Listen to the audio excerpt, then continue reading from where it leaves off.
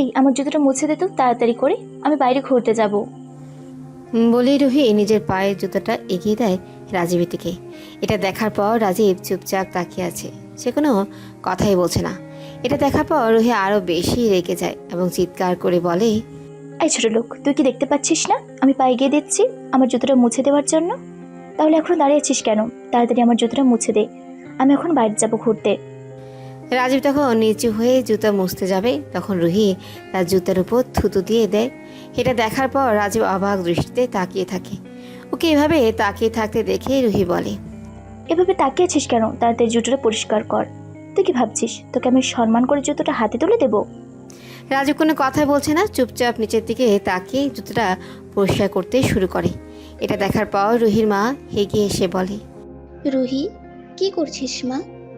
ওকে তাকিয়ে দিয়ে তুই তোর জুতা এভাবে পরিষ্কার করাচ্ছিস কেন?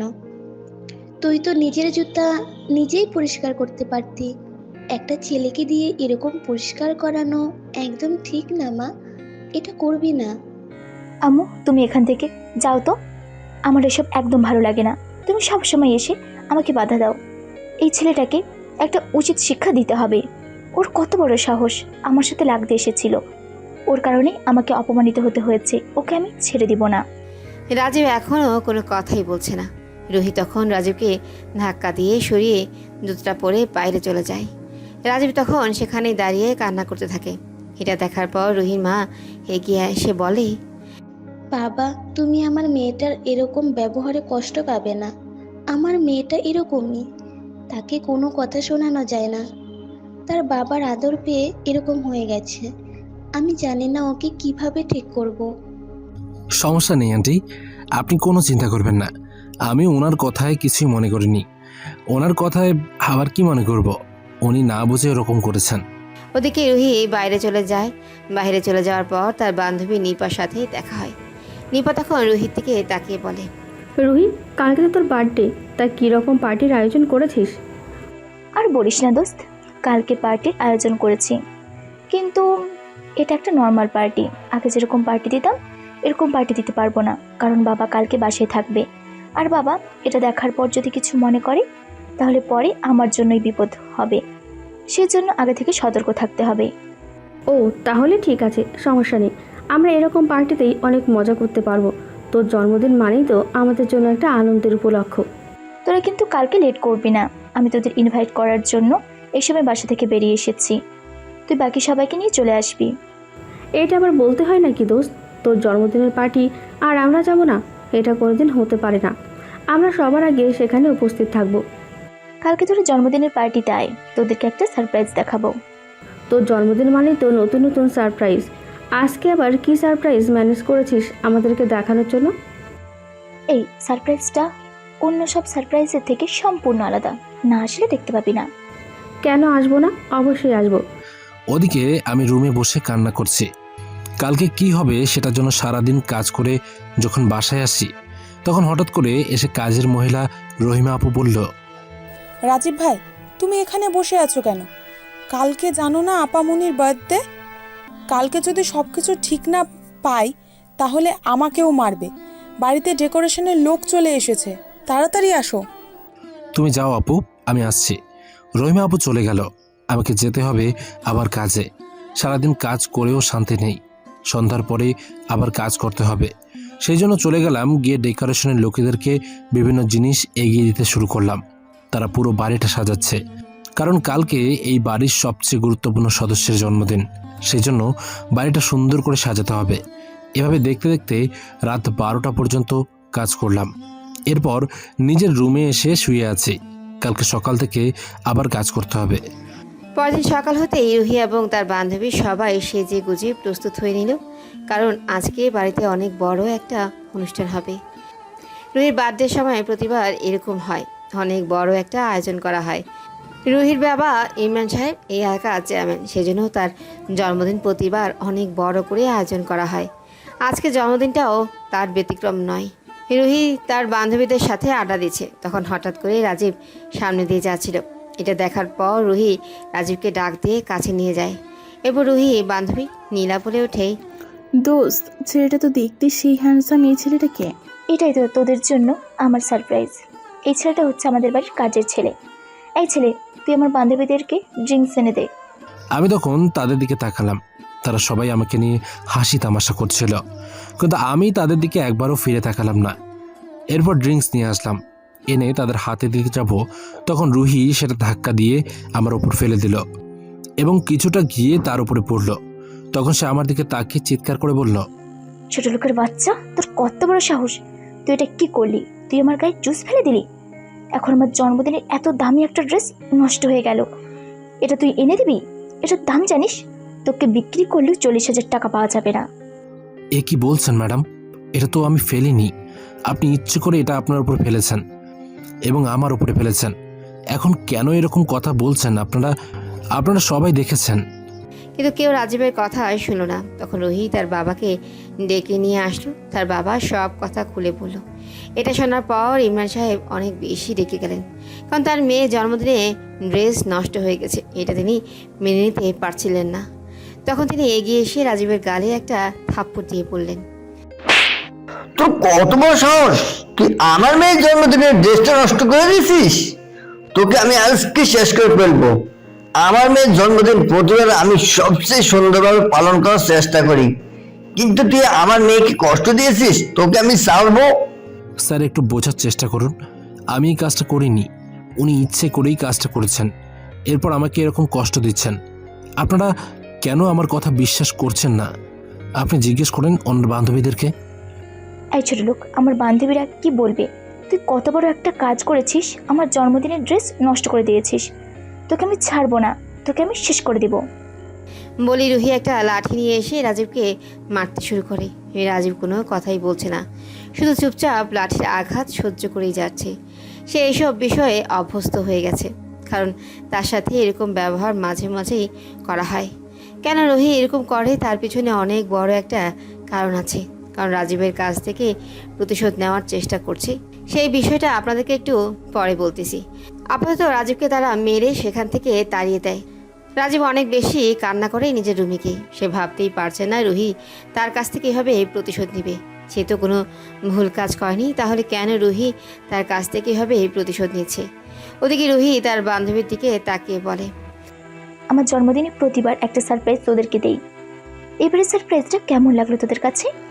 এটা শোনার পর রুহির বান্ধবী নিপা এগিয়ে এসে বলে, দোস্ত, প্রতিবারের সারপ্রাইজগুলো অনেক মজাদার হয়, আর এবারেরটা তো অসাধারণ হয়েছে। তবে যাই বলিস না কেন, ওই ছেলেটা কিন্তু অনেক হ্যান্ডসাম। এই নীলা, তোর রুচি এত খারাপ কেন? একটা কাজের ছেলেকে দেখি পছন্দ করে ফেললি। তোর রুচির ব্যাপারে আমার সন্দেহ আছে। তুই এটা বলতে পারলি দোস্ত? তোর জন্মদিনে এসে এরকম ভাবে অপমানিত হব এটা আমি ভাবতেও পারিনি। মাইন্ড করিস না, চল তো, তোদেরকে আরো অনেক জিনিস দেখাবো। তোর আমার জন্মদিনে এসেছিস। এরপর রুহি তার বান্ধবীদেরকে নিয়ে আড্ডা দিতে ব্যস্ত হয়ে যায়। ওদিকে রাজীবের অবস্থা বেগতিক। সে নিজে রুমে বসে রান্না করে যাচ্ছে। তার এসব কিছুই ভালো লাগছে না। সে এখান থেকে চলে যেতে চায়, কিন্তু চলে যেতেই পারবে না, কারণ অনেক বড় একটা দায়িত্ব নিয়ে এই জায়গায় এসেছে। সেই দায়িত্ব আগে পালন করতে হবে। সেই জন্য তাড়াতাড়ি করে রাফির কাছে কল করলো। হ্যাঁ স্যার, বলুন। রাফি, রায়হানের বিষয়টা কি ভাবলে? ওর ব্যাপারে কিছু জানতে পেরেছো? স্যার, রায়ানের ব্যাপারে আমার সব ইনফরমেশন নেওয়া শেষ। রায়ান এই এলাকায় মাদক ব্যবসার সাথে জড়িত, কিন্তু আমার মনে হচ্ছে রায়ানের উপরে আরও কেউ আছে। তার উপরে কে আছে? আমি এখান থেকে বেরোতে পারছি না 2 দিনের ভেতরে। তুমি 2 দিনের ভেতরেই সব কিছু শেষ করো। আমি যে করেই হোক রায়হানের বিষয়ে সব ইনফরমেশন 2 দিনের ভেতরেই চাই। ওকে স্যার, আপনি কোনো চিন্তা করবেন না, সব খোঁজ খবর নিচ্ছি। আপনি শুধু সময় মতো আমাদেরকে অর্ডার দিবেন, আমরা শেষ করে দিব ওদেরকে। রায়হানকে মারবে না, রায়হানকে বেঁধে রাখো। ওর কাছ থেকে সব ইনফরমেশন নিতে হবে। এই সব কিছু যদি রায়হান না করে থাকে, তাহলে রায়হান আমাদেরকে তার বসকে ধরতে সহযোগিতা করবে। ওকে স্যার, আপনি যে রকম বলবেন সেই রকমই চেষ্টা করছি। এখন আমি 2 দিনের ভেতরে ওকে ধরে রাখবো, এরপরেই ইনফরমেশন নেব। আপনারা হয়তো কিছুই বুঝতে পারছে না এইসব কাহিনী। বুঝতে হলে আজ থেকে 1 বছর 2 মাস আগের কাহিনী বলতে হবে। দিনটি ছিল রবিবার।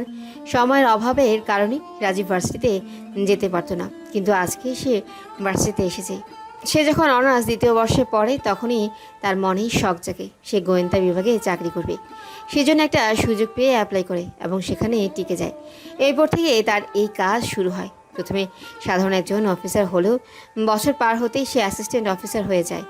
সেজন্য ভার্সিটিতে ঠিকঠাক মতো আসতে পারত না, কিন্তু তারপর অনেক ভালো মানুষ ছিলেন, সেই জন্য তাকে পড়ার সুযোগ দেন এবং সে অনার্স ফাইনাল ইয়ারে উঠে যায়। পড়াশোনায় সে সবসময় ভালো, সেই জন্য বাড়িতে বসে সময় পেলেই পড়াশোনায় মনোযোগ দিত। ভার্সিটিতে আসার সময় গেট দিয়ে যখন ঢুকছিল তখন হঠাৎ করে একটা মেয়েকে দেখতে পায়। মেয়েটা দেখতেই খুব সুন্দরী ছিল, কিন্তু মনে হচ্ছিল তার চেয়ে জুনিয়র। সে বসে তার বান্ধবীদের সাথে আড্ডা দিচ্ছিল। তখন হঠাৎ করে একটা ছেলেকে এসে ডিস্টার্ব করতে শুরু করে। ছেলেটা মনে হয় ভার্সিটিতে নতুন এসেছে, সেই জন্য ছেলেকে ডিস্টার্ব করছিল। এটা দেখার পর রাজীব এগিয়ে মেয়েটাকে বলে, এই তোমাকে তো দেখে মনে হচ্ছে তুমি ফার্স্ট ইয়ারের, কিন্তু তুমি এভাবে ছেলেদেরকে ডিস্টার্ব করছো, এর মানে কি?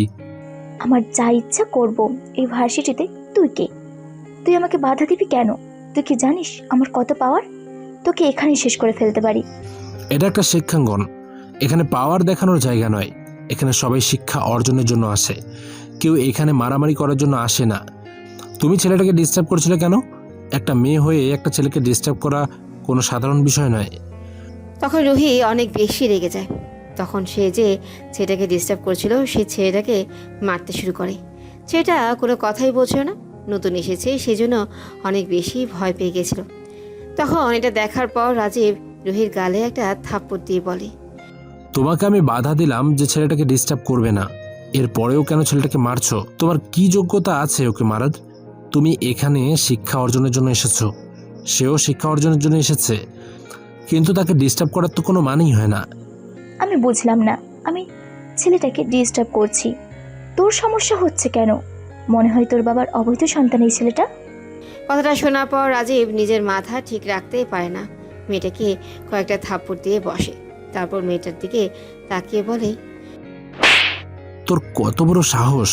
তোকে একবার বাধা দিয়েছি ছেলেটাকে ডিস্টার্ব করবি না, এরপরেও কেন এরকম বড় বড় কথা বলছিস? যদি তোর এতই পাওয়ার থাকে তাহলে রাস্তায় গিয়ে সেটা দেখাবি, এখানে দেখানোর জায়গা নয় এটা। তুই আমাকে মারলি, তুই সিনিয়র হয়েছিস বলে আমার গায়ে হাত তুললি, এরকম সাহস তোর? ছেলেটাকেও মারবো, আজকে তোকেও মারবো। বলি রুহি একটা লাঠি পাশ থেকে নিয়ে ছেলেটাকে মারতে শুরু করে। এটা দেখার পর রাজীব চলে যায় প্রফেসরের সাথে দেখা করতে। সেখানে তার সাথে দেখা করে সব কথা খুলে বলে এবং তাদের ইংরেজি বিভাগে প্রফেসরকে নিয়ে চলে আসে ভার্সিটি ক্যাম্পাসে। এবং সেটা দেখার পর প্রফেসর অনেক বেশি রেগে যান এবং তিনি চলে যান প্রিন্সিপালের কাছে, গিয়ে মেয়েটার নামে নালিশ করেন। তখন প্রিন্সিপাল সমস্যার সব কিছু পর্যবেক্ষণ করে সিদ্ধান্ত নেন এরকম মেয়েকে ভার্সিটিতে রাখলে সমস্যা, সেজন্য তিনি ভার্সিটি থেকে বের করে দেওয়ার সিদ্ধান্ত নেন এবং মেয়েটাকে নিয়ে যান অফিস রুমে। সেখানে গিয়ে যাওয়ার পর মেয়েটার সামনে পেপার দিয়ে বলে, এটা একটা শিক্ষাঙ্গন, এখানে গুন্ডামি করার জায়গা না। এখানে তুমি গুন্ডামি করেছিলে, তোমাকে আর এই ভার্সিটিতে রাখবো না। রাস্তায় গিয়ে গুন্ডামি দেখাও, এখানে গুন্ডামি দেখাবে না। এই ভার্সিটি থেকে বেরিয়ে যাও। স্যার, এই সামান্য একটা কারণে আমাকে বের করে দেবেন না। আমি আর এরকম কাজ করব না, আমাকে ক্ষমা করে দিন। এটা কোনো সমস্যার বিষয় না। তোমার ব্যাপারে আগেও আমাকে অনেকে অনেক কথা বলেছে, কিন্তু আমি কারো কথাই শুনিনি। তুমি ভার্সিটিতে ভর্তি হওয়ার পর থেকে এরকম করেছো, আর তোমাকে সুযোগ দেওয়া হবে না। ভার্সিটি থেকে বেরিয়ে যাও, তোমাকে আর কোনোদিনও যেন এই ভার্সিটিতে আশেপাশে না দেখি। রুহি তখন রাগের দৃষ্টিতে তাকায় রাজীবের দিকে, কিন্তু রাজীব কোনো কথাই বলছিল না, কারণ মেয়েটার একটা শাস্তি হওয়া দরকার ছিল। কারণ এরকম মেয়েদের ভার্সিটিতে রাখলে অনেকের সমস্যা হতে পারে, সেজন্য এই মেয়েটাকে ভার্সিটি থেকে বের করে দেওয়া উচিত। সে যখন ভার্সিটি থেকে বেরিয়ে যায় তখন রাজীবের সামনে এসে বলে, শুধুমাত্র তোর কারণে আজকে আমাকে ভার্সিটি থেকে বের করে দেওয়া হয়েছে। তোকে আমি ছাড়বো না, তোকে একটা উচিত শিক্ষা আমি দেব। তুই বুঝতে পারবি আমি কতটা ভয়ঙ্কর। আমার সাথে লাগতে আসার ফলাফল তোকে ভোগ করতেই হবে। দেখো, তুমি অন্যায় করেছিলে, অন্যায়ের শাস্তি পেয়েছো, তাই এই ব্যাপারে আর কোনো কথা আমি বলতে চাই না। এখন তুমি যেখানেই যাও না কেন সেখানে এরকম কাজ আর কোনোদিনও করবে না, কারণ যেখানে এরকম বাজে কাজ করবে সেখানেই শাস্তি পেতে হবে। আমি তোকে ছাড়বো না, তোকে শেষ করবই। তাই এরকম কথা আমার সামনে বলবি না, কারণ তোকে একটা উচিত শিক্ষা না দিয়ে আমি এখান থেকে যাব না। এরপর সে রাগ করে ভার্সিটি থেকে বেরিয়ে যায়। আর তার বাবা গ্রামের চেয়ারম্যান, সেজন্য সে এলাকার ভার্সিটিতে না পড়ে শহরে এসেছিল ভার্সিটিতে পড়াশোনা করার জন্য। তার বাবা তাকে এখানে পাঠিয়েছিল। এখানে আসার পর থেকে তার পরিচিত কয়েকজনকে নিয়ে সে বিভিন্ন বাজে কাজ করতে শুরু করে। হঠাৎ করে রাজীব এসে এভাবে তার সব কিছুতে বাধা দিয়ে দিবে, এটা সে ভাবতেও পারেনি। এরপর সে তার বন্ধুবান্ধবকে দিয়ে অনেক চেষ্টা করে রাজীবের ক্ষতি করার, কিন্তু রাজীবের কিছুই করতে পারেনি। ব্যর্থ হয়ে গ্রামে ফিরে যায়। ফিরে যাওয়ার পর আবার একই রকম কাজ শুরু করে। গ্রামের পাশে একটা ভার্সিটিতে সে ভর্তি হয়, কিন্তু পড়াশোনার নাম করে সে সেখানে এরকম কাজ করতে শুরু করে। রাজীব মেয়েটার কথা প্রায় ভুলেই গিয়েছিল। মেয়েটাকে যেদিন ভার্সিটি থেকে বের করে দেওয়া হয়, এরপর তার অনেক বেশি খারাপ লাগছিল, কারণ সে মনে হয় বেশি রিয়েক্ট করে ফেলেছে। এরপর দিন যেতে শুরু করেই মেয়েটাকে ভুলে গিয়েছিল। একদিন একটা অপারেশনে সে তার বসের মৃত্যু হয়। তারপর গোয়েন্দা বিভাগে প্রধান হয়ে যায়, কিন্তু সে প্রধান হওয়ার পরেও সাধারণ অফিসারদের মতো কাজ করছিল। অনেক পরিশ্রমী একজন অফিসার ছিল। তখন হঠাৎ করে গ্রামে একটা বিষয় সে জানতে পারে। গ্রামের কিছু খারাপ লোকজন মিলে গ্রামের সহজ সরল মানুষকে চাকরি লোভ দেখিয়ে বিভিন্ন জায়গায় পাচার করে দিচ্ছে, এবং গ্রামের বিভিন্ন জায়গায় মাদকের সাপ্লাই হচ্ছে, যার ফলে শহরের তুলনায় বর্তমানে গ্রামে মাদক ব্যবসায়ীদের আস্তানা দিন দিন বেড়েই চলেছে। তখন সে রাফিকে পাঠায় গ্রামের সব ইনফরমেশন নেওয়ার জন্য, এবং গ্রামে তার পরিচিত একজন পুলিশ অফিসারের কাছ থেকে সব ইনফরমেশন জোগাড় করে এরপর সে জানতে পারে হয়তো গ্রামের চেয়ারম্যান এসবের সাথে জড়িত থাকতে পারে। সেজন্য সে ছদ্মবেশে গ্রামে চলে আসে এবং চেয়ারম্যানের বাড়িতে চাকর হিসেবে ঢুকে। 1 বছর পার হয়ে যাওয়ার কারণে রুহির কথা সে প্রায় ভুলেই গিয়েছিল, কিন্তু সেখানে মেয়েটাকে দেখে সে অনেক বেশি অবাক হয়। রুহি তখন ভার্সিটি থেকে যেই ছেলেটার কারণে বের হয়েছিল সেই ছেলেটাকে দেখে অনেক বেশি রেগে যায়, এবং যখন জানতে পারে তার বাবা এই ছেলেটাকে চাকর রেখেছে, তখন তো সে আরও বেশি আনন্দ পায়, কারণ এখন ছেলেটাকে ইচ্ছে মতো শাস্তি দেওয়া যাবে। তাকে যেভাবে অপমান করে বের করে দেওয়া হয়েছিল ঠিক সেই রকমভাবে অত্যাচার করবে, এই জন্য সে অনেক বেশি খুশি ছিল। কিন্তু রাজীব মেয়েটা এসব বুঝতে পারেনি। সে নিজের কাজের জন্য চেয়ারম্যানের বাসায় থাকতে শুরু করে, কিন্তু ওই দিনের পর দিন থেকে রুহি তার উপর অত্যাচার করে যাচ্ছিল। সে এই জায়গা থেকে যেতেই পারছিল না, কারণ এখানকার সব অন্যায় শেষ করতে হবে। কিন্তু এখানকার অত্যাচার দিনের পর দিন বাড়বে, এইভাবে প্রায় 2 মাস কেটে যায়। রুহির অত্যাচারের মাত্রা দিন দিন বেড়েই যাচ্ছিল, কারণ গ্রামের মানুষকে নিরাপদে মুক্ত করতে হবে। আজকে এমন একটা ঘটনা ঘটল। এরপর সে নিজের রুমে বসে কান্না করছিল। তার অপমানের কারণে সে কান্না করছিল না। এই গ্রামে অবহেলিত মানুষগুলোর জন্য তারা দিনের পর দিন চেয়ারম্যানের মেয়ের অত্যাচার সহ্য করে আসছে, কিন্তু কেউ চেয়ারম্যানের ভয়ে কিছু করতেও পারছিল না, কারণ চেয়ারম্যান অনেক প্রভাবশালী ব্যক্তি। তার মেয়ের বিরুদ্ধে কিছু বলতে গেলে চেয়ারম্যান তাদেরকে শেষ করে দিবে। রুহি তার বান্ধবীদের সাথে আড্ডা শেষ করে নিজের রুমে এসে হাসতে শুরু করে আর বলে, তুই আমাকে ভার্সিটি থেকে অপমান করে বের করে দিয়েছিলি, তাই না? তোর কারণে আমাকে ভার্সিটি ছাড়া হতে হয়েছে। তোকে আমি ছাড়বো না। আজকে যে এরকম শিক্ষা দিলাম, এরকম শিক্ষা দিতেই থাকবো। তুই বুঝতে পারবি আমি কতটা ভয়ঙ্কর। ওদিকে রায়হান এসব কাজের সাথে জড়িত ছিল, সেই জন্য রাফি রায়হানের পেছনে লাগতে শুরু করে। যে করেই হোক 2 দিনের ভিতর রায়হানকে ধরতে হবে। রাফি বর্তমানে অ্যাসিস্ট্যান্ট গোয়েন্দা অফিসার হিসেবে চাকরি করছে। সে রায়হানের পিছু নিতেই শুরু করে। রায়হান কয়েকটা মেয়েকে চাকরির লোভ দেখিয়ে বাইরে দেশে পাচার করে দিতে চেয়েছিল, সেই জন্য মেয়েগুলোকে একটা জায়গায় আটকে রেখেছে।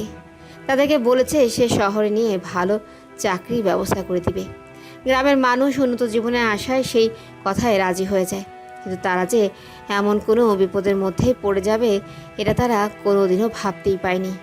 রায়হান যখন গাড়িটা করে মেয়েগুলোকে নিয়ে যাবে বের হচ্ছিল, তখন রাফি পাশের থানার কয়েকজন পুলিশ অফিসার এবং তার টিমের কয়েকজন সদস্যকে নিয়ে গাড়িটা আটক করে।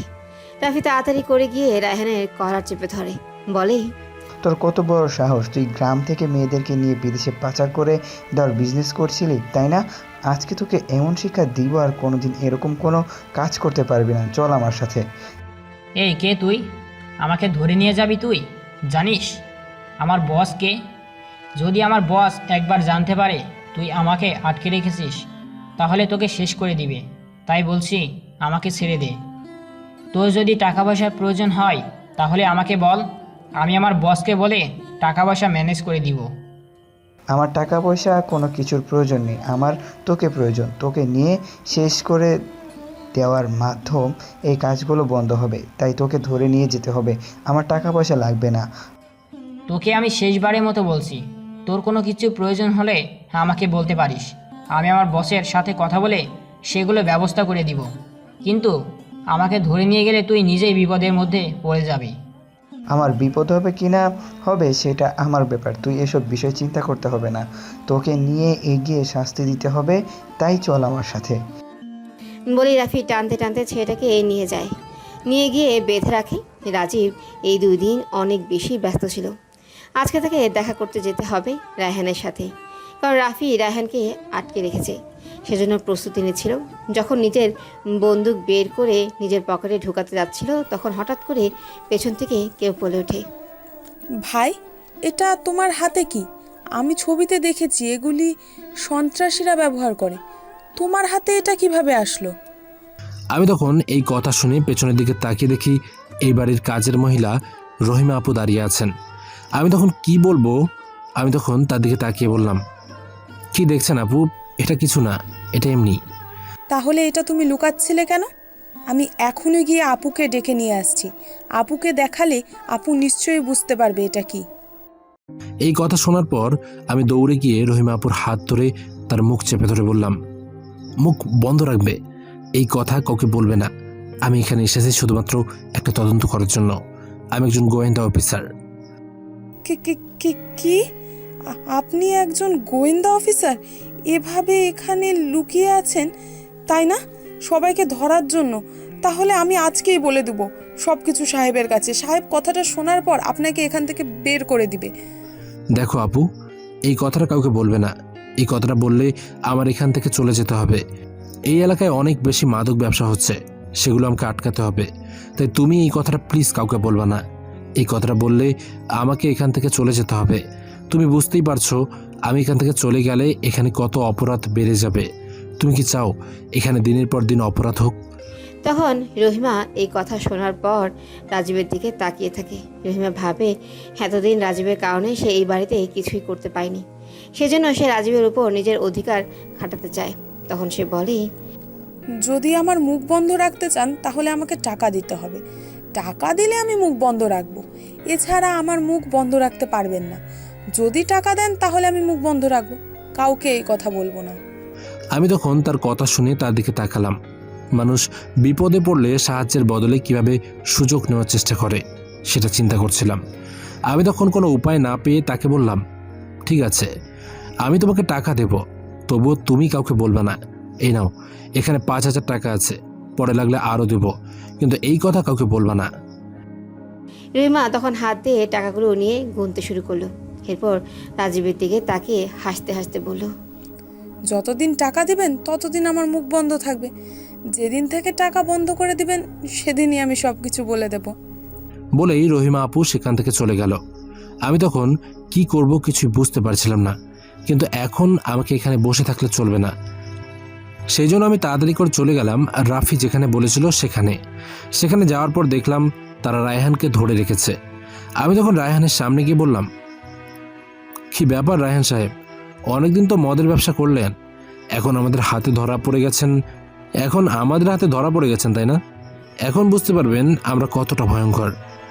কারা তোমরা, আর আমাকে এভাবে ধরে নিয়ে এসছো? আমাকে ছেড়ে দাও বলছি। যদি আমার বস এই কথাটা জানতে পারে তাহলে তোমাদেরকে শেষ করে ফেলবে। আমাদেরকে শেষ করতে হলে তোর বসকে আরেকবার জন্মাতে হবে। তাই আমরা যেটা বলছি সেটা শোন। তোর বসের নাম কি সেটা আমাদেরকে সরাসরি বলে দে, তোকে আমরা ছেড়ে দেব। কিন্তু যদি তোর বসের কথা না বলিস তাহলে তোকে শেষ করে দেব। তোমরা কি ভেবেছ, তোমরা আমাকে এভাবে ধরে নিয়ে এসে হুমকি দিলেই আমি সব কিছু বলে দিব? আমি এতটা বোকা নই। যদি সাহস থাকে তাহলে আমাকে কিছু করে দেখাও। আমি কোনোদিন আমার বসের নাম তোমাদেরকে বলবো না। ও তাই নাকি? এত বড় সাহস হয়ে গেছে? আমার সামনে দাঁড়িয়ে এভাবে কথা বলছিস? তুই জানিস আমি কে? আমি হচ্ছে গোয়েন্দা বিভাগের প্রধান রাজীব। এই কথা শোনার পর রায়হান রাজীবের দিকে তাকালো। সে কি করবে কিছুই বুঝতে পারছিল না। এখন সে তার বসের কথা কীভাবে বলবে? তার বসের নাম বলার জন্য তাকে নিষেধ করা হয়েছে। তখন সে রাজীবের দিকে তাকিয়ে কান্না করে বলে, স্যার, আমাকে এখন ছেড়ে দিন। আমাকে প্লিজ ধরে রাখবেন না। আমি আমার বসের নাম বলতে পারবো না। বসের নাম বললে আমাকে মেরে ফেলা হবে। আর আমার বসকে আপনারা ধরতেও পারবেন না, কারণ বস অনেক দিন থেকে এই জায়গা ব্যবসা করে আসছে, তাই আপনারা ধরতে পারবেন না। আমরা ধরতে পারবো কি পারবো না সেটা অন্য বিষয়, কিন্তু আগে তোর বসের নাম বল। যদি তোর বসের নাম না বলিস তাহলে তোকে শেষ করে দেব। রাফি, এখানে দাঁড়িয়ে কি দেখছো? তাড়াতাড়ি যাও, একটা লাঠি নিয়ে এসো, একে মারতে হবে। কথা শোনার পর রায়হান অনেক বেশি ভয় পেয়ে যায়। রাফি তাড়াতাড়ি করে চলে যায়, গিয়ে একটা লাঠি নিয়ে আসে। লাঠি এনে রায়হানকে মারতে শুরু করে। রায়হান তখন কান্না করতে করতে বলে, আমাকে আর মারবেন না প্লিজ। আমি আমার বসের নাম বলবো, কিন্তু এই নাম বলার পর আপনারা সবাই ভয় পেয়ে যাবেন, কারণ সে অনেক দিন থেকে বিদেশে দেশে সব জায়গায় ব্যবসা করে আসছে। তাকে থামাতে পারবেন না। প্লিজ আমাকে ছেড়ে দিন, এখনও বলছি। আমি তোকে শেষবারের মতো একটা সুযোগ দিলাম। এবার যদি তোর বসের নাম না বলিস তাহলে আমি এই বন্দুক দেখতে পাচ্ছিস, এটা দিয়ে তোকে গুলি করে মেরে ফেলবো। বলছি বলছি বলছি আমাকে মারতে হবে না। আমার বসের নাম হচ্ছে আরিফ। তাকে সবাই এই এলাকায় রাজ ভাই বলে চিনি। কাউকে এই কথা বললেই বুঝতে পারবেন সে কতটা ভয়ঙ্কর। সবাই তাকে অনেক বেশি ভয় পায়। ও, তাহলে রাজা তোর বস। এখন এই রাজার কাছে কল করবি, রাজার কাছে কল করে জানতে চাইবি রাজা এখন কোথায় আছে। আমরা রাজাকে ধরবো। স্যার, আমাকে প্লিজ ছেড়ে দিন। আপনি বলছেন আমার বসের নাম বলতে, আমি নাম বলে দিয়েছি, কিন্তু রাজ ভাইকে কল করে যদি আমি আপনাদের ব্যাপারে বলি তাহলে রাজ ভাই আমাকে একদম শেষ করে ফেলবে। আমার পরিবার সব কিছু শেষ করে ফেলবে। দয়া করে আমাকে ছেড়ে দিন। এই বেশি কথা বলা আমার স্যার একদম পছন্দ করেন না, তাই তোকে যেটা বলেছে সেটা বলে দে, না হলে এখানে শেষ করে ফেলা হবে। কিন্তু রায়হান কিছুতেই আরিফের কথা বলতে চাইছিল না। তখন রাফি বন্দুক ধরে তার মাথায়। তখন রায়হান বেশ ভয় পেয়ে বলে, ঠিক আছে, আমি রাজ ভাইয়ের কাছে কল করছি, কিন্তু আমার কথা বলতে পারবেন না, কারণ আমার কথা বললেই সে আমাকে মেরে ফেলবে, সাথে আমার পরিবারের লোকজনকেও মেরে ফেলবে। আমি শুধু কল করে তার সাথে কথা বলবো। কি বলতে হবে আমাকে বলে দিন। আমি তখন তাকে সব কিছু বুঝিয়ে বললাম। তখন সে রাজার কাছে কল করলো। রাজার কাছে কল করতে রায়হান বলল, ভাই, আমাদের জন্য একটা খুশির সংবাদ আছে। আপনি জানলে অনেক বেশি খুশি হবেন যে আমি মেয়েগুলোকে ঠিকমতো জায়গাতে পৌঁছে দিয়েছি। আরও কয়েকটা মেয়েকে পেয়েছি আমাদের গ্রামে। সবাইকে আমি বলছি আপনি চাকরি দিবেন। তাদের সবার সাথে দেখা করতে হবে। কোন দিন দেখা করবেন? খুব ভালো কাজ করেছিস। এভাবে কয়েকটা মেয়েকে জোগাড় কর, আমি একসাথে সবার সাথে দেখা করব। আমি এখন একটু ব্যস্ত আছি। বিদেশের কয়েকজন লোক এসেছে দেশে, তাদের সাথে কথা বলতে হবে। এই জন্য আমি 2-3 দিন দেখা করতে পারবো না। কয়েকদিন পর দেখা করব। এই সপ্তাহ চলে যাবে, তাদেরকে সময় দিতে দিতে। আচ্ছা ভাই, তাহলে গ্রামে যত মেয়ে পাবো সবাইকে বুঝিয়ে বলবো কথাগুলো। এরপর আপনার সাথে দেখা করাবো। কোন দিন দেখা করতে পারবেন টাইম ঠিক করে বললে আমি তাদেরকে বলতে পারবো।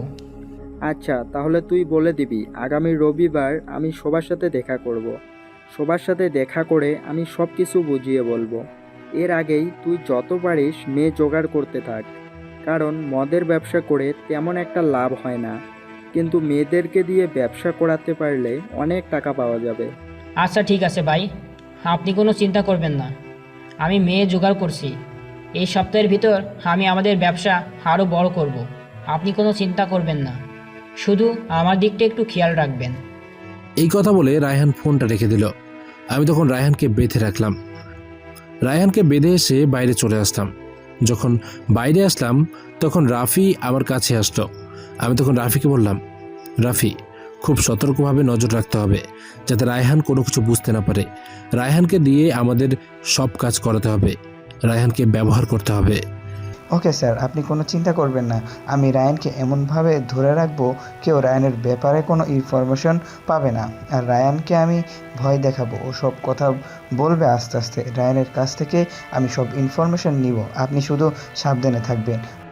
ঠিক আছে, তুমি এক কাজ করো, আমাদের টিমের যত সদস্য আছে সবাইকে নিয়ে এই গ্রামে ছড়িয়ে পড়ো। কোথায় কি কাজ হচ্ছে, কোথায় কি করা হচ্ছে, সব কিছু আমার কাছে এসে বলবে, যাতে কেউ একটা পিঁপড়াও মারতে না পারে আমাদের চোখের আড়ালে। ওকে স্যার, আপনি কোনো চিন্তা করবেন না। আমি আমার টিমের সদস্যদেরকে অলরেডি বাদ দিয়ে দিয়েছি। গ্রামে চতুর্দিকে এখন শুধু আমরা নজর রাখবো। এরপর যা হবে আপনার কাছে সব ইনফরমেশন চলে যাবে সময় মতো। এরপর রাফির সাথে আরও কিছুক্ষণ কথা বলে আমি গ্রামের রাস্তা দিয়ে হাঁটছিলাম। গ্রামের এই পরিবেশগুলো আমার কাছে অনেক বেশি ভালো লাগে। শহরের জঞ্জাট আমার কাছে একদম অসহ্য মনে হচ্ছিল। এই গ্রামে আসার পর থেকে পরিবেশটা অনেক ভালো লাগছে, কিন্তু গ্রামের কিছু নোংরা মানুষের কারণে আজ গ্রামের পরিবেশ নষ্ট হয়ে গেছে। গ্রামে কোনো মানুষ সাবধানে সতর্কতার সাথে থাকতে পারে না, কারণ তাদেরকে সহজ সরল পেয়ে যারা চালাক তারা তাদের উদ্দেশ্য হাসিল করে নিচ্ছে। যে করে হোক এই গ্রামের মানুষকে রক্ষা করতে হবে। আমি এই স্বপ্ন নিয়ে এখানে এসেছি। একটা নদীর পাশে চলে গেলাম। কেন এই গ্রামের মানুষগুলো এত সুন্দর পরিবেশে এরকম জঘন্য কাজ করে সেটা আমি বুঝতে পারছিলাম না। আমাদের চারপাশে এখন এত বেশি অন্যায় বেড়ে গেছে যে পুলিশ বা অন্যান্য আইন শৃঙ্খলা বাহিনী পর্যন্ত এটা থামাতে পারছে না। অনেক সময় তো দেখা যায় আইনের লোকজন পর্যন্ত এসবের সাথে জড়িত। যেখানে আইনের রক্ষকরা হচ্ছে মানুষের সবচেয়ে বিশ্বস্ত জায়গা, সেখানে এরা যদি বেইমানি করে তাহলে কিভাবে হবে সমাজের এই বাস্তবতা, কিভাবে মানুষ মেনে নেবে বাস্তবতা সম্পর্কিত? প্রিয় শ্রোতা বন্ধুরা, বাস্তবতা সম্পর্কিত এরকম গল্প পেতে হলে আমাদের ভালোবাসার কুড়েঘর চ্যানেলটিকে সাবস্ক্রাইব করে রাখবেন। আমরা প্রতিনিয়ত আপনাদের জন্য বাস্তবতা সম্পর্কিত গল্প আপলোড করতে থাকব। এবার চলে আসি আবার গল্পে। এরপর আমি কিছুক্ষণ তাকিয়ে থাকলাম সেই নদীর দিকে। এরপর যখন বাসায় আসছিলাম তখন দেখলাম রুহি বেপরোয়াভাবে বাইক চালাচ্ছে। গ্রামের মেয়েরা তেমন একটা বাইকের সাথে সম্পর্কিত নয়, কিন্তু রুহি শহরে ছিল, সেই জন্য ও সব কিছু দেখে এসেছে এবং গ্রামে এসে সেগুলো অ্যাপ্লাই করছে। আমি তার দিকে তাকিয়ে আছি। সে এমনভাবে চালাচ্ছে মনে হচ্ছিল কিছুক্ষণের ভেতরেই অ্যাক্সিডেন্ট করবে। বলতে দেরি হলো, সে একটা জিপের সাথে গিয়ে ধাক্কা খেতে দেরি হলো না। জিপটা তার বাবার, কিন্তু সেই জিপে তার বাবা নেই, তার বাবার একজন কর্মচারী আছেন। আমি তখন এটা দেখার পর দৌড়ে তার কাছে গেলাম। গিয়ে দেখলাম তার মাথা থেকে রক্ত বেরোচ্ছে, সে বেহুশ হয়ে পড়ে গেছে। আমি তখন তাকে তুলে সেই জিপে উঠালাম। এরপর সেই লোকটাকে বললাম, তাড়াতাড়ি হাসপাতালে যান, এখানে বসে থেকে সময় নষ্ট করবেন না, ওনাকে যে করেই হোক সুস্থ করে তুলতে হবে, তাই তাড়াতাড়ি চলুন, হাসপাতালে যেতে হবে। রাজীবের কথা মতো সেই লোকটাকে হসপিটালে নিয়ে গেল। রাজীব তখন রুহিকে কোলে করে নিয়ে হসপিটালের ভিতরে ঢুকলো। এরপর ডাক্তারের সাথে কথা বলো। ডাক্তার রুহিকে নিয়ে ভিতরে গেল। রুহির মাথা দিয়ে এত বেশি রক্ত পড়ছিল সেটা বলেই বোঝানোর মতো নয়। আজকাল আমাদের সমাজে এটা স্বাভাবিক হয়ে গেছে। এমনভাবে বাইক চালানো হয় দেখে মনে হয় না এটা বাইক, মনে হয় যেন একটা পাইলট বিমান চালাচ্ছে। আমাদেরকে সাবধান হতে হবে এই বিষয়গুলো থেকে। যে করেই হোক আমাদের জীবনকে রক্ষা করতে হবে, কারণ সময় চেয়ে জীবনের মূল্য অনেক বেশি। সময় বাঁচানোর জন্য যদি আপনার জীবনই না থাকে তাহলে সেই সময়টি আপনার কোনো কাজেই আসবে না। কিছুক্ষণ পর ডাক্তার বেরিয়ে আসে। ডাক্তার বেরিয়ে এসে রাজীবের সামনে দাঁড়িয়ে চিন্তিত কণ্ঠে বলে, পেশেন্টের মাথা থেকে অনেক রক্ত বেরিয়েছে, সেই জন্য তার শরীর রক্তশূন্যতা দেখা দিয়েছে। এখন তাড়াতাড়ি করে আপনি বি নেগেটিভ রক্ত ব্যবস্থা করুন, না হলে রোগীকে বাঁচানো যাবে না। এই কথা শোনার পর আমি কি করব কিছু বুঝতে পারছিলাম না। আমার রক্তের গ্রুপ বি নেগেটিভ, সেই জন্য ডাক্তারকে বললাম তাড়াতাড়ি ব্যবস্থা করুন। আমার শরীরে বি নেগেটিভের রক্ত আছে, যত রক্ত প্রয়োজন হয় নিন, কিন্তু ওনাকে বাঁচিয়ে তুলুন। আর একটা কথা, খুব সাবধানে কাজগুলো করবেন, কারণ উনি হচ্ছেন এই এলাকার চেয়ারম্যানের মেয়ে। আপনি চিন্তা করবেন না, আমি সাবধানে কাজগুলো করব। আমি চিনি ওনাকে, আগেও এখানে এসেছিলেন একবার। এখন তাড়াতাড়ি আসেন, যত তাড়াতাড়ি সম্ভব রক্ত ব্যবস্থা করতে হবে।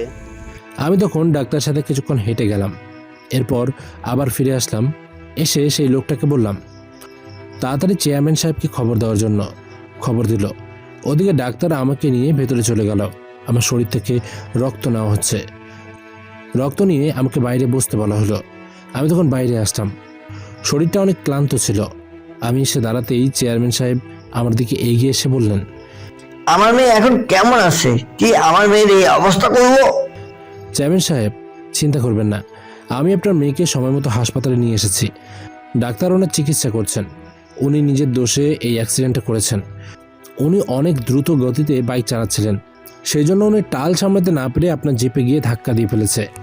এই কথা শোনার পর চেয়ারম্যান কি বলবে কিছুই বুঝতে পারছিল না। সে অনেক চিন্তিত হয়ে পড়েছিল। রাজীবের দিকে তাকিয়েছিল কিছুক্ষণ। চেয়ারম্যান জানতে পেরেছে যে রাজীব রুহিকে রক্ত দিয়েছে। কিছুক্ষণ পর ডাক্তার বেরিয়ে আসলেন। রুহিকে রক্ত সাপ্লাই করে দেওয়া হয়েছে, এখন সময়ের অপেক্ষা। মাথায় অনেক ভয়ঙ্করভাবে আঘাত লেগেছে। এরপর রাজীব বাসায় ফিরে গেল। রাজীব বাসায় ফিরে যাওয়ার পর চিন্তা করতে শুরু করলো মেয়েটার ব্যাপারে। মেয়েটা কত সুন্দর, কত মায়া তার মুখে জড়িয়ে আছে, কিন্তু এমন একটা কাজ কীভাবে করতে পারলো? মেয়েটার প্রতি একটা মায়া কাজ করে। সবসময় রাজীবের মনে হচ্ছিল রাজীবকে অনেক অপমান করে। এরপরও রাজীব মেয়েটাকে ভুলতে পারে না। বারবার মেয়েটার কথাই মনে হয় তার। আমার কি হলো? মেয়েটাকে এরকম কষ্টে দেখে কেন আমি নিজেকে সামলাতে পারছি না? এটা কিভাবে হতে পারে? এরকম একটা খারাপ মেয়ের প্রেমে আমি কিভাবে পড়তে পারি? কিন্তু আমি কি করব? আমার মন যে মানছে না। আমার সব কিছু যে তার প্রতি আকৃষ্ট হয়ে গেছে। এখন আমি কি করব? যে করেই হোক ওকে সুস্থ করে তুলতে হবে। কিন্তু ও এরকম কাজ কেন করে? ওকে কিভাবে আমি বোঝাবো যে এই কাজগুলো করা ভালো নয়? এরপর রুমে এসে আমার লোকজন সবার কাছে কল করলাম। সবার কাছ থেকে ইনফরমেশন নিলাম। কারা এই কাজ করেছে সেটা আমাকে জানতে হবে, কারণ আমি এখানে বসে কারোর ব্যাপারে খোঁজ খবর নিতে পারছিলাম না। ওদিকে রুহির জ্ঞান ফিরে এসেছে। রুহির বাবা তখন রুহির কাছেই গেল। যাওয়ার পর রুহি তার বাবার দিকে তাকিয়ে বলে, আব্বু, আমাকে ক্ষমা করে দাও। আমি বুঝতে পারিনি এরকম কিছু হয়ে যাবে। আমি সাবধানে বাইক চালাচ্ছিলাম, কিন্তু হঠাৎ করে কি করে এই কাজটা হয়ে গেল আমি বুঝতেই পারিনি। তখন ডাক্তার ভিতরে আসলেন। ডাক্তার ভিতরে এসে রুহিকে চেক আপ করলেন। তারপর রুহিকে বললেন, আজকে যদি ওই ছেলেটা না থাকতো তাহলে বাঁচাতেই পারতাম না। আপনি আগেও একবার এখানে এসেছিলেন এই রকম অ্যাক্সিডেন্ট করে। এরকম আর করবেন না। এরকম করলে কিভাবে হবে? আপনি শিক্ষিত এবং ভদ্র একটা মেয়ে, আপনি যদি এরকম কাজ করেন তাহলে কিভাবে হবে? বলি ডাক্তার বেরিয়ে গেল। রুহি তখন চিন্তা করতে থাকলো কে তাকে রক্ত দিল। তখন সে তার বাবার দিকে তাকিয়ে অবাক দৃষ্টিতে প্রশ্ন করলো, বাবা, কে আমাকে বাঁচালো আর কে আমাকে রক্ত দিয়েছে? আমি তোর অ্যাক্সিডেন্টের ব্যাপারটা কিছুই জানতে পারিনি। আমি তো একটা কাজে ছিলাম, তখন হঠাৎ করে ড্রাইভার কল করে বলল তোর অ্যাক্সিডেন্ট হয়েছে। এখানে আসার পর দেখতে পেলাম রাজীব তোকে নিয়ে এসেছে। এখানে রাজীব তোকে রক্ত দিয়ে বাঁচিয়েছে। রুহি তখন চিন্তায় পড়ে গেল। ছেলেটাকে যে সে অপমান করলো, এত বেশি কষ্ট দিল, এরপরও ছেলেটা তাকে বাঁচালো। আর যদি ছেলেটা তাকে না বাঁচাতো তাহলে তো সে রাস্তায় পড়ে মারাই যেত। তখন সে কি করবে কিছুই বুঝতে পারছিল না। ছেলেটার প্রতি একটা আলাদা মায়া কাজ করলো, কিন্তু সে কিছুই বলতে পারলো না। এরপর তার বাবা বেরিয়ে গেলেন। সে তখন হসপিটালের বেডে শুয়ে চিন্তা করতে থাকলো কি করবে সে। ছেলেটাকে এত অপমান করলো, এত কষ্ট দিল, কিন্তু সেই ছেলেটাই সুযোগ পেয়েও তাকে না মেরে তাকে বাঁচিয়ে রেখেছে। তার মানে কি সে অন্যায় কাজ করেছে? আমি কি করব কিছুই বুঝতে পারছি না। বারবার শুধু রাজীবের কথা মনে পড়ছে। তাকে আমি এত অপমান করলাম, এরপরেও কেন সে আমাকে বাঁচালো? সে চালিয়ে আমাকে মেরে ফেলতে পারতো, কিন্তু সে আমাকে বাঁচালো কেন? কিন্তু ওই লোকটাকে আমি ছাড়বো না যে ওই জিপটা চালাচ্ছিল। সে সাবধানে চালাতে পারতো, কেন ওটা সাবধানে চালালো না? যদি ওটা সাবধানে চালাতো তাহলে আমি অ্যাক্সিডেন্ট করতাম না। সেই জন্য লোকটার প্রতি অনেক রেগে গিয়েছিলাম। কিন্তু এখন এভাবে শাস্তি দিলে হবে না, ওকে আমি বাসায় গিয়ে নিজে শাস্তি দেব। এভাবে দেখতে দেখতে 1 সপ্তাহ কেটে গেল। আজকে রুহিকে নিয়ে আসা হবে বাসায়। এদিকে আমি ভীষণ একটা ঝামেলায় পড়ে গেছি। রহিমা প্রতিদিন আমার কাছে এসে টাকা চায়।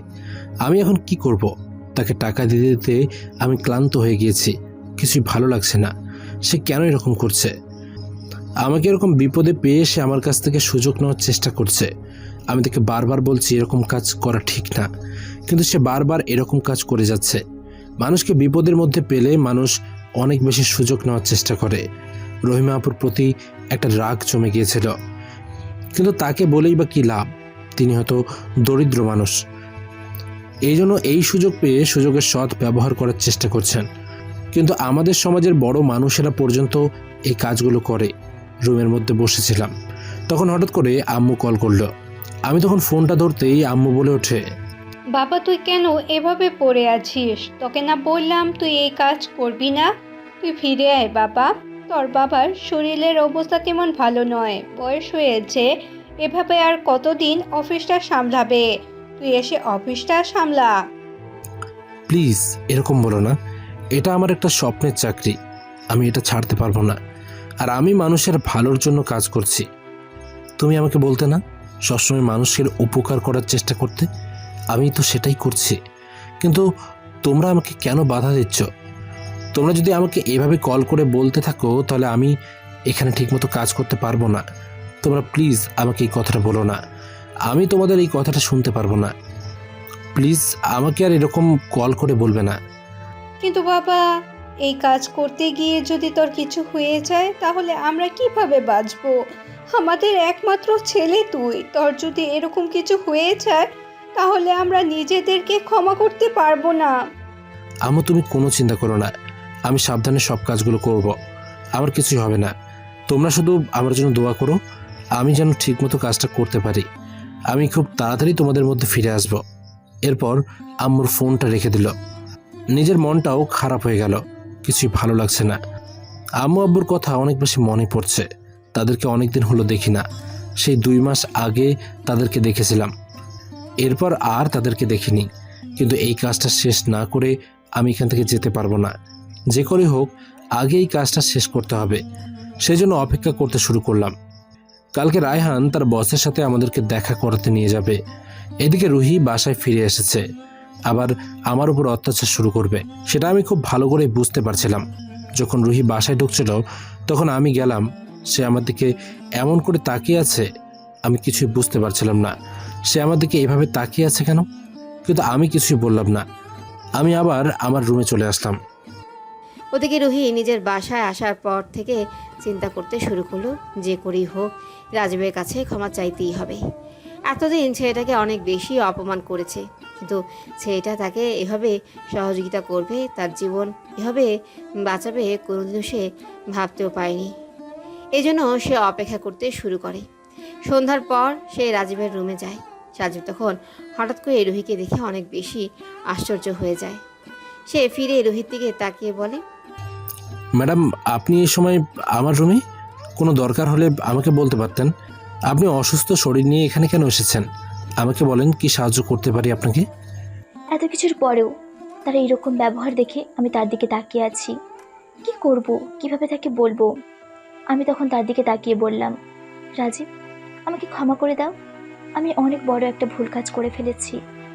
তোমাকে অনেক বেশি অপমান করেছি, কিন্তু তুমি আমার জীবন বাঁচালে। আমি তোমার এই ঋণ কিভাবে শোধ করবো বলো?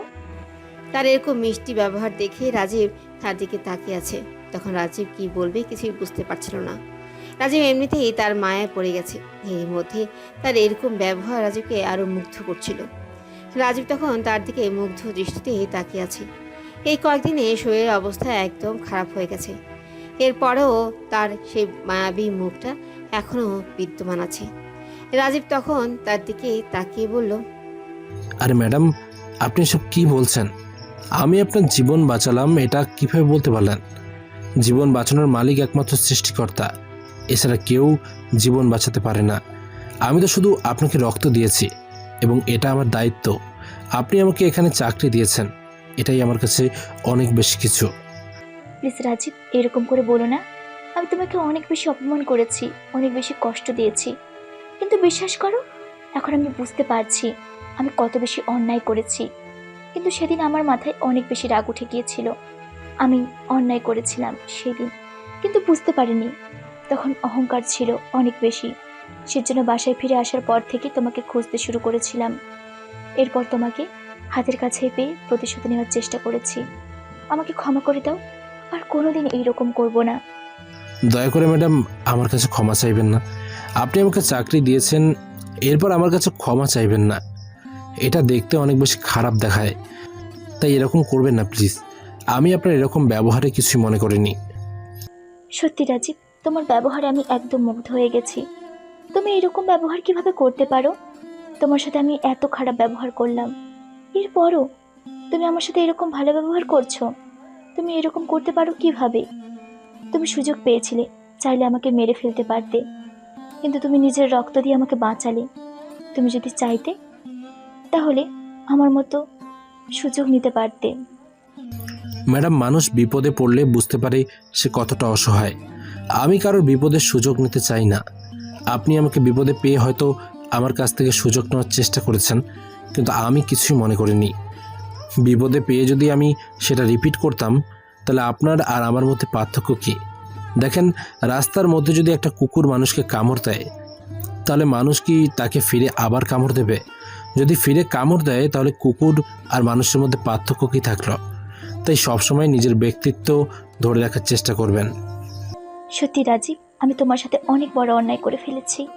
আমি তোমাকে অনেক কষ্ট দিয়েছি, কথা দিচ্ছি আর কোনোদিন কষ্ট দেব না। এরপরেও তুমি আমাকে ক্ষমা করে দাও। আমার আপনার ওপর কোনো অভিযোগ নেই। আপনি যেই অবস্থানে আছেন সেই অবস্থান থেকে এরকম ব্যবহার করাটা স্বাভাবিক। আপনার আশেপাশের মানুষগুলো এরকম ব্যবহার করছে, আপনি তাদেরকে দেখে এরকম শিখেছেন, তাই এরকম ব্যবহার করাটা স্বাভাবিক। আমি এসবে কিছু মনে করিনি। এরপর তারা দুজনে অনেক সময় গল্প করলো। রাজীব রুহির আজকের ব্যবহারেও অনেক বেশি মুগ্ধ হয়েছে। রুহির প্রতি তার যে অনুভূতি ছিল সেটা দ্বিগুণ হয়ে গেছে। যখন নিজের রুমে ফিরে গেল, তখন রাজীব বিছানায় শুয়ে চিন্তা করতে শুরু করলো। আমার কেন এরকম হচ্ছে? আমি কেন মেয়েটির প্রতি এরকম আকৃষ্ট হয়ে যাচ্ছি? কেন সে আমার সাথে আজ এরকম ব্যবহার করলো? আমি এমনিতেই তার মায়ে পাগল হয়ে গেছি। এরপর যদি এরকম ব্যবহার করে, তাহলে আমি নিজেকে কন্ট্রোল করতে পারবো না। আমি এমনিতেই তার প্রেমে পাগল হয়ে গেছি, সেটা আমি খুব ভালো করেই বুঝতে পারছি। কিন্তু তার সাথে আমার বর্তমানের অবস্থান যায় না। আমি কিছুই ভাবতে পারছি না। আমার মাথা কাজ করা বন্ধ করে দিয়েছে। ওদিকে কালকে আমাকে রাজার সাথে দেখা করতে যেতে হবে। ওদিকে আরিফের লোকজন দিনের পর দিন গ্রামের সহজ সরল মেয়েদেরকে ধরে নিয়ে গিয়ে বিক্রি করে দিচ্ছিল। সেজন্য গ্রামের মানুষ তাদেরকে অনেক বেশি ভয় পেয়ে যায়, তাদের ব্যাপারে সতর্ক হতে শুরু করে। সেজন্য তারা বোঝাতে আসলেও কেউ রাজি হচ্ছিল না। তখন তারা সিদ্ধান্ত নেয় এভাবেই আর হবে না, তারা জোর করে সব কিছু পেয়ে নেবে। রহিমা ক্লাস 9-এ পড়া একটা মেয়ে আছে, তারা সেই মেয়েটার দিকে নজর রাখতে শুরু করে। এবং কালকে যেহেতু আরিফ সবার সাথে দেখা করবে, সেই জন্য আরিফের লোকজন চারপাশে ছড়িয়ে পড়ে আর রহিমার মেয়েকে বাসা থেকে তুলে নিয়ে যায়। রহিমা তখন কি করবে কিছুই বুঝতে পারছিল না। গ্রামের চেয়ারম্যানকে এসে বলবে, চেয়ারম্যান এসব কিছু জানে, তারপরেও কিছু করবে না। সেজন্য সে রাতের বেলা দৌড়ে চলে যায়, আসে চেয়ারম্যানের বাসায়, এসে রাজীবের রুমে চলে যায়। আমি তখন রুমের মধ্যে শুয়েছিলাম। হঠাৎ করে কারোর কান্নার শব্দ শুনে আমি উঠে বসলাম। দেখি রহিমা আপু দাঁড়িয়ে আছে আমার সামনে। আমি তখন তার দিকে তাকিয়ে বললাম, কি হয়েছে আপু, তুমি এভাবে কান্না করছো কেন? কোনো সমস্যা হলে আমাকে বলো, আমি সমাধান করার চেষ্টা করব। ভাই, আমি আপনাকে কথাটা কিভাবে বলবো আমি বুঝতে পারছি না। আমি আপনার সাথে এত বড় অন্যায় করেছি, এরপরেও আমি আপনাকে কথাটা বলতে চলে এসেছি। আমার মেয়েকে কয়েকজন লোক এসে তুলে নিয়ে গেছে। আমার মেয়েটা অনেক ছোট, তারা আমার মেয়েকে নিয়ে গিয়ে কি করবে? আমার মেয়েকে বাঁচান ভাই, প্লিজ। সে অনেক কান্না করে কথাগুলো বলছিল। আমি তখন তার দিকে তাকালাম, তার দিকে তাকিয়ে বললাম, আপু সবসময় সুযোগের সৎ ব্যবহার করার চেষ্টা করবেন না, কারণ অনেক সময় সেটা আপনার জন্য বিপদ নিয়ে আসবে। সেই জন্য সবসময় সব কিছু বুঝে ব্যবহার করবেন। তবে তুমি কোনো চিন্তা করো না, তুমি আমার সাথে যে ব্যবহার করেছো সেই ব্যবহারের কারণে আমি যে তোমাকে সহযোগিতা করব না তেমনটা না। আমি অবশ্যই তোমাকে সহযোগিতা করব। তোমার মেয়েকে যে করেই হোক আমি খুঁজে বের করে দেব। তুমি কোনো চিন্তা করো না। এখন বাসায় ফিরে যাও, গিয়ে নিশ্চিন্তে বসে থাকো, আমি তোমার মেয়েকে খুঁজে নিয়ে আসব।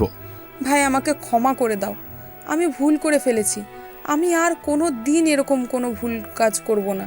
আমাকে ক্ষমা করে দাও, আমি অনেক বড় অন্যায় করে ফেলেছি। আমার মেয়েটাকে বাঁচাও। আমার মেয়েটা আমার একমাত্র অবলম্বন, তার বাবা মারা গেছেন। এখন আমি আমার মেয়ের সব কিছু, আমার মেয়ের কিছু হয়ে গেলে আমি বাঁচবো না। আপু তুমি কোনো চিন্তা করো না, আমি দেখছি কি করা যায়। কালকে আমি তোমার মেয়েকে খুঁজে এনে দেব, তুমি কোনো চিন্তা করো না। তারা তোমার মেয়েকে কোথায় নিয়ে গেছে সেটা আমি জানি। আমি তাদেরকে কালকে ধরবো, তখন তোমার মেয়েকেও নিয়ে আসবো। তুমি এখন নিজের বাসায় চলে যাও। এরপর রহিমা আপু নিজের বাসায় চলে গেল। আমি তখন বসে বসে চিন্তা করতে শুরু করলাম, মানুষ কেন এরকম কাজ করে। কারণ অন্যায় কাজ করে কেউ কোনো দিনও পার পেয়ে যায় না। অন্যায় একদিন মানুষকে ধ্বংস করে দেয়, তারা সেটা বুঝতে পারে না। পরের দিন সকালে যখন ঘুম থেকে উঠলাম তখন থেকেই আমার ব্যস্ত কাজ শুরু হলো। কিন্তু নিচে নেমে আমি তো পুরো অবাক হয়ে গেলাম। রুহির এত পরিবর্তন আগের থেকে আরও খারাপ হয়ে গেছে। সেদিন যে ড্রাইভারটা তাকে আঘাত করেছিল সে এবং তার বাবা মিলে লোকটাকে মারছে। আমি তখন দৌড়ে সেখানে গেলাম। ম্যাডাম, আপনি এটা কি করছেন? লোকটাকে এভাবে মারছেন কেন? লোকটা তো কোনো ভুল কাজ করেনি। আপনি সেদিন ভুল কাজ করেছিলেন। রুহি অনেক বেশি রেগে গিয়েছিল। লোকটাকে মারতে মারতে সে ক্লান্ত হয়ে গিয়েছিল। তখন হঠাৎ করে রাজীবের কণ্ঠ শুনে সে পেছন ফিরে তাকায়। এরপর রাজীবের দিকে তাকিয়ে বলে, রাজীব, তুমি এসব বিষয়ে কোনো কথা বলবে না। আমি এসব বিষয়ে তোমাকে কথা বলতে বলিনি। এই লোকটা যদি সেদিন গাড়ি নিয়ে না বের হতো তাহলে আমার অ্যাক্সিডেন্ট হতো না। এই লোকটার কারণে আমার অ্যাক্সিডেন্ট হয়েছে। ওকে আমি ছাড়বো না, ওকে আমি শেষ করে দেব। ম্যাডাম, আপনার যে মাথা নষ্ট হয়ে গেছে সেটা কি আপনি বুঝতে পারছেন? আপনি কেন এই কাজ করছেন? লোকটা কোনো ভুল কাজ করেনি। ভুল আপনি করেছেন। বেপরোয়াভাবে বাইক চালিয়েছেন, সেই জন্য গিয়ে গাড়িতে ধাক্কা দিয়েছেন। এতে তার কোনো দোষ নেই। রুহি রাজীবের গালে ঠাস করে একটা থাপ্পড় দিয়ে দেয়। রাজীব চিন্তাও করতে পারছিল না তাকে এই সময় থাপ্পড় মারবে। তখন কোনো কথা না বলে সে সেখান থেকে চলে যায়। যখন সে বাইরে বাগানে দাঁড়িয়েছিল তখন হঠাৎ করে দেখতে পায় সেখান দিয়ে চেয়ারম্যান সাহেব বের হয়ে যাচ্ছেন। ফোনে কথা বলতে বলতে বাগানের দিকে দাঁড়িয়ে তিনি কিছু একটা বলছিলেন। তখন রাজীব পেছন থেকেই সেই কথাটা শুনতে পায়। চেয়ারম্যান ফোনে বলছিল, তোদেরকে আমি যেটা বলছি সেটা শোন। যেই করে হোক মেয়েগুলোকে ধরে রাখবি। মেয়েগুলো যেন এখান থেকে পালাতে না পারে। সবাইকে আমি বিক্রি করে দেবো 19 তারিখে। সবাইকে আমি একসাথে মালয়েশিয়াতে সাপ্লাই করে দেব। এই কথা শোনার পর আমি স্তব্ধ হয়ে গেলাম। কি করব কিছুই বুঝতে পারছি না। আমি চেয়ারম্যানের দিকে তাকালাম। চেয়ারম্যান ফোন নিয়ে হাঁটতে হাঁটতে অন্যদিকে চলে গেল। তার মানে কি চেয়ারম্যান এসবের সাথে জড়িত আছে, নাকি অন্য কোনো বিষয়ে কথা বলছিল? এখন আমাকে সব কিছু জানতে হবে। সেই জন্য তাড়াতাড়ি চলে গেলাম রাফির কাছে। রাফিকে নিয়ে চলে গেল আরিফের সাথে দেখা করতে। সাথে রায়হানকে নিয়ে গেছে। আরিফ তখন আমাদেরকে একটা ঠিকানা দিল। সেখানে যাওয়ার জন্য মেয়েগুলোকে নিয়ে আমরা এমনি এমনি সাজিয়ে নিয়ে গেছিলাম, যাতে বুঝতে না পারে যে এই বস্তার ভেতর মেয়েগুলোকে কিডন্যাপ করে রাখা হয়েছে। সেখানে তারা আরও কিছু মেয়েকে কিডন্যাপ করে রেখেছে। সবাইকে একসাথে বিদেশে পাচার করে দেবে। কিন্তু আমরা দুজন গেলে বিপদে পড়ে যাব। সেই জন্য থানা থেকে কয়েকজন পুলিশ অফিসারের সাথে আমাদের টিমের কয়েকজন সদস্যকে নিয়ে আমরা বেরিয়ে পড়লাম নদীর ধারে। নদীর ধারে একটা পুরনো বাড়িতে তাদের সবাইকে আটকে রাখা হয়েছে। সেখানে যাওয়ার পর আমি আগে রায়হানকে পাঠিয়ে দিলাম ভেতরে। এরপর আমরা বাইরে দাঁড়িয়ে অপেক্ষা করতে শুরু করলাম। যখনই সুযোগ পেলাম সবার ওপরে একসাথে ঝাঁপিয়ে পড়লাম এবং সেখান থেকে অনেক কষ্ট করে আরিফকে ধরলাম। এরপর আমরা ধরে নিয়ে আসলাম আমাদের জায়গায়, যেখানে রায়হানকে বেঁধে রেখেছিলাম। রায়হানকেও নিয়ে আসলাম। এরপর আরিফের দিকে তাকিয়ে আমি প্রশ্ন করলাম, রাজা, তোকে আমি শেষবারের মতো সুযোগ দিচ্ছি। যদি নিজের জীবন বাঁচাতে চাস তাহলে তোর বসের নাম বলে দে। যদি তোর বসের নাম না বলিস তাহলে তোকে শেষ করে দেব। যেখানে হাজার হাজার পুলিশ অফিসার আমার সামনে দাঁড়িয়ে জিজ্ঞাসা করেছে আমার বসের কথা, সেখানে আমি বলিনি। আর তুই সামান্য একটা গোয়েন্দা অফিসার, তোর সামনে আমি বলে দিব? তুই এটা চিন্তা করলি কিভাবে? তুই যদি আমাকে মেরে ফেলিস এরপরেও আমি আমার বসের কথা বলবো না। আমি তখন অনেক বেশি রেগে গেলাম। গিয়ে একটা লাঠি এনে তার মুখের দিকে ঠোকাতে শুরু করলাম। এরপর তার গাল দিয়ে লোহা ঠোকাতে শুরু করলাম। কারণ সে এই মুখ দিয়ে কত অন্যায় কাজ করেছে, কত অনৈতিক কথাবার্তা বলেছে। তাকে আমি ছেড়ে দেব না। সেই জন্য সবার আগে তার মুখে শাস্তি দিতে হবে। তখন সে অনেক বেশি ভয় পেয়ে গেল। তখন সে আমার দিকে তাকিয়ে চিৎকার করে বলল, আমি বলছি সব কিছু, আমাকে আর মেরো না, আমাকে ছেড়ে দাও। আমার বস হচ্ছে এই এলাকার চেয়ারম্যান সাহেব। উনি সবার আড়াল থেকে সব কিছু করেন। উনি আমাদেরকে যা বলেন আমরা তাই করি। 19 তারিখ আমাদের অনেক বড় একটা ডিল আছে।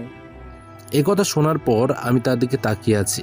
কি বলবো কিছুই বুঝতে পারছি না। চেয়ারম্যান এত বড় একটা অন্যায় কাজ কিভাবে করতে পারলো? আমি ওকে কিছুতেই ছাড়বো না। ওকে শেষ করে দেব। ও আমার হাত থেকে বাঁচতে পারবে না। মানুষ তাকে বিশ্বাস করে এই এলাকার দায়িত্ব দিয়েছে। এখন আমাকে মানুষের পক্ষ হতে ওর কাছ থেকে প্রতিশোধ নিতে হবে। যে করে হোক।